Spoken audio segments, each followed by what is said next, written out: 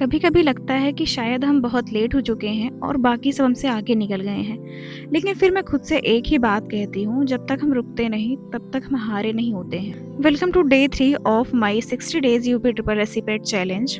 आज सुबह उठना इतना आसान नहीं था। अलार्म कई बार बजा और ऑनेस्टली मन भी नहीं था।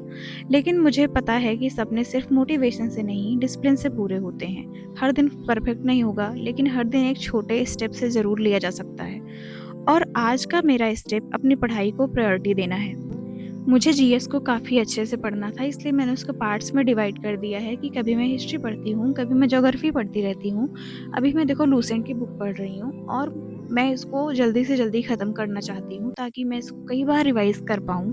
पहले लगता था सिलेबस बहुत बड़ा है, लेकिन जब उसे छोटे-छोटे पार्ट्स में डिवाइड करते हैं तो सब मैनेजेबल लगने लगता है। मैं परफेक्ट स्टूडेंट नहीं हूँ, कभी फोकस टूट जाता है, कभी कॉन्फिडेंस, लेकिन हर बार मैं खुद को याद दिलाती हूँ कि कंसिस्टेंसी ही सबसे बड़ी स्ट्रेंथ होती है। मुझे फेलियर्स का दर्द पता है। ऐसा भी टाइम था जब लगता था कि शायद मैं कभी अपना गोल अचीव नहीं कर पाऊंगी, लेकिन आज एक बात समझ में आई, फेलियर सिर्फ रिजल्ट होता है, आइडेंटिटी नहीं होती। अगर आप भी किसी एग्जाम की प्रिपरेशन कर रहे हो और कभी कभी डीमोटिवेट फील करते हो, तो बस इतना याद रखना, हर सक्सेसफुल इंसान के पीछे बहुत सारे साइलेंट स्ट्रगल्स होते हैं। इसके बाद मैं लाइब्रेरी पहुंच जाती हूँ और अपना टारगेट वहां पर लिखती हूँ। आज मैंने जितना प्लान किया था उतना मेरा कंप्लीट हो चुका है। देखो, कोई ऐसा भी दिन आएगा जिस दिन मेरा टारगेट कंप्लीट नहीं होगा, लेकिन कंप्लीट नहीं हुआ इस वजह से आप पूरी पढ़ाई नहीं छोड़ सकते हो। इम्पॉर्टेंट यही है कि आपने अपनी पढ़ाई छोड़ी नहीं है, आपने जितना भी किया है वो अच्छा है। रोज थोड़ा थोड़ा इम्प्रूव करना ही मेरा टारगेट है। आज का दिन परफेक्ट नहीं था, लेकिन प्रोडक्टिव ज़रूर था। हर पेज जो आज पढ़ा है वो मुझे मेरे गोल के थोड़ा और करीब ले गया। मैं किसी और से रेस नहीं कर रही, मैं सिर्फ कल वाली सोनाक्षी से बेटर बनने की कोशिश कर रही हूँ।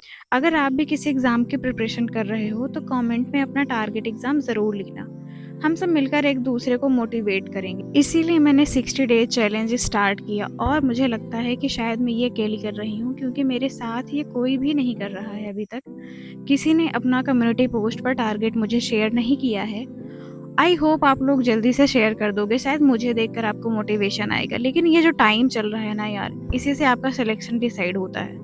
क्योंकि जब लास्ट के 3-4 महीने एग्ज़ाम में बचते हैं तो वो सारे लोग तैयारी करते हैं। यूपी सीनेट की परीक्षा जो होती है वो जून में होती है। ज़्यादातर लोग जनवरी के बाद स्टार्ट करते हैं। अगर आपको तैयारी करनी है तो अगर आप अभी से तैयारी करोगे तभी आपका सिलेक्शन हो पाएगा। मेरा आज का जितना भी टारगेट था वो सब कंप्लीट हो चुका था। मैं लास्ट में जो है थोड़ा-सा मैथ के डीआई वगैरह कर रही थी और उसके बाद मैंने लूसेंट की बुक पढ़ी थी, क्योंकि मैं बुक को 3-4 पार्ट में पढ़ती हूँ। जैसे मुझे 20 पेजेस पढ़ने हैं, मैं 5-5 पेजेस करके अलग-अलग करके पढ़ देती हूँ। इस वजह से मुझे थोड़ा-सा एग्ज़ॉस्ट नहीं फ़ील होता, क्योंकि मुझे लगता है कि खुद को एकदम बोर नहीं कर देना है पढ़ाई करते-करते, थोड़ा-सा एन्जॉयबल बनाना है। जैसे आप थोड़ा-सा मैथ कर लेते हो, मैथ करते ही आपका माइंड एकदम रिफ्रेश हो जाता है, नींद उड़ जाती है। इसीलिए मैं बीच-बीच में मैथ कर लेती हूँ या फिर मैं ज्योग्राफी थोड़ा-सा पढ़ लेती हूँ, रटने वाली चीज़ें होती हैं। फिर मैंने बुक उठा के पढ़ ली और बुक भी मैं अभी ऐसे ही पढ़ रही हूँ। ऐसा कुछ मेरे साथ, मतलब मैंने ऐसा कोई टारगेट नहीं ले रखा है कि मैं उसको सब रटते चलूँगी। देखो, मैं ऐसे नहीं कर रही हूँ अभी, क्योंकि मैं पहली बार पढ़ रही हूँ और अभी से उसको ऐसे रटने की कोशिश करूँगी तो बुक मेरी कभी ख़त्म नहीं हो पाएगी। मैंने सोचा है कि मैं जल्दी-जल्दी करके रिवाइज़ करूँगी और जितनी बार पढ़ूँगी तो वो खुद ही चीज़ें याद हो जाएँगी। इसलिए मैंने सोचा कि जल्दी-जल्दी से बुक को ख़त्म कर देते हैं। उसके बाद मैं लाइब्रेरी से घर आई जब, तो मैं अपने घर के पास मेरे बगिया है मेरी, और मैं वहाँ आई तो देखा मैंने, इतना सुंदर मौसम हो रखा था।